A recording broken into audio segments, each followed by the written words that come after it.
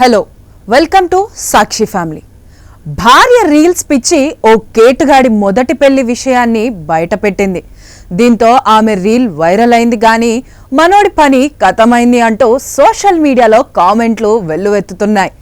గర్భవతిగా ఉన్న తనను పెళ్లైన ఏడాదికే వదిలేసి ఎటో వెళ్లిపోయిన భర్త 7 ఏళ్ల తరువాత ఓ ఇన్స్టా రీలులో మరో మహిళతో సన్నిహితంగా కనిపించడం చూసి షీలు ఉలిక్కిపడింది. 2018లో జితేంద్ర అలియాస్ బబ్లు అదృశ్యంపై మిస్సింగ్ కేసు నమోదు చేసిన పోలీసులు అతడి భార్య షీలు ఫిర్యాదు మేరకు తాజాగా చీటింగ్ కేసు పెట్టారు. ఉత్తరప్రదేశ్లోని హర్దోయి జిల్లా సండీల టానా పరిధిలో ఈ ఘటన జరిగింది.